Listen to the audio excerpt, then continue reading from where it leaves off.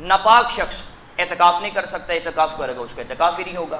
اسی طرح ایک عورت ہے وہ مخصوص ایام میں ہے، حیض و نفاس کی حالت میں ہے، تو وہ بھی اعتکاف نہیں کر سکتی۔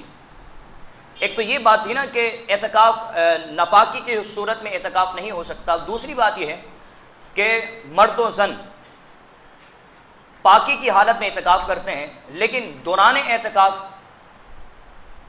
اعتکاف کوئی مرد جو ہے وہ اپنے کسی عمل سے خود پر غسل کو واجب کر لیتا ہے، اپنے عمل سے خود پر غسل کو واجب کر لیتا ہے، معاذ اللہ ثم معاذ اللہ، تو اس صورت میں اس کا اعتکاف ٹوٹ جائے گا۔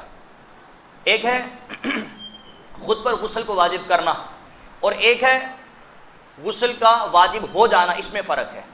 غسل کا واجب ہو جانا مطلب ہے کہ رات کو سوئے، بشری تقاضے کے مطابق احتلام ہو گیا، اب احتلام ہوا تو اس میں آپ کا اپنا عمل دخل نہیں ہے، اس میں انسان کا اپنا عمل دخل نہیں ہوتا، لہذا احتلام کی صورت میں اعتکاف نہیں ٹوٹتا اور نہ ہی روزہ ٹوٹا کرتا ہے۔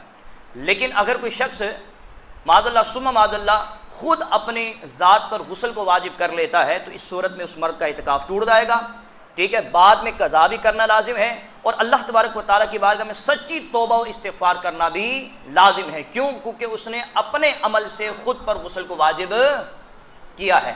جہاں تک عورت کی بات ہے تو عورت حالت پاکیزگی میں، یعنی پاکیزگی کی حالت میں ہی بیٹھی تھی، لیکن ابھی 5 ایام گزرے تھے، ابھی اعتکاف ختم نہیں ہوا تھا، تو مخصوص ایام شروع ہو گئے، تو اس صورت میں چونکہ عورت ناپاک ہو چکی ہے تو اب اس کا اعتکاف ٹوٹ جائے گا، بعد میں اس کی وہ قضا کرے گی۔ تو پہلی شرط کے حوالے سے ہماری بات ہو گئی۔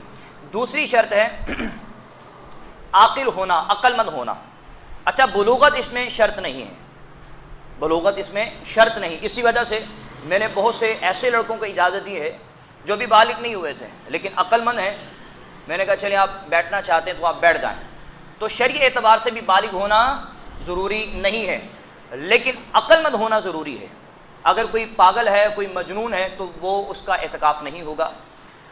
ایسا عقل مند ہو کہ اسے معلوم ہو کہ میرے اللہ کے گھر کے تقدس کو پامال نہیں کرنا بلکہ اس کو ملحوظ خاطر رکھنا ہے۔ اگر ایسا کوئی بچہ ہے، وہ ہے نابالغ لیکن اللہ تبارک و تعالیٰ نے اتنا شعور، اتنی عقل اس کو عطا فرمائی ہے کہ اسے معلوم ہے کہ مسجد میں کیا کرنا جائز ہے اور کیا کرنا ناجائز ہے، تو ایسا عقل مند بچہ جو ہے وہ اعتکاف میں بیٹھ سکتا ہے۔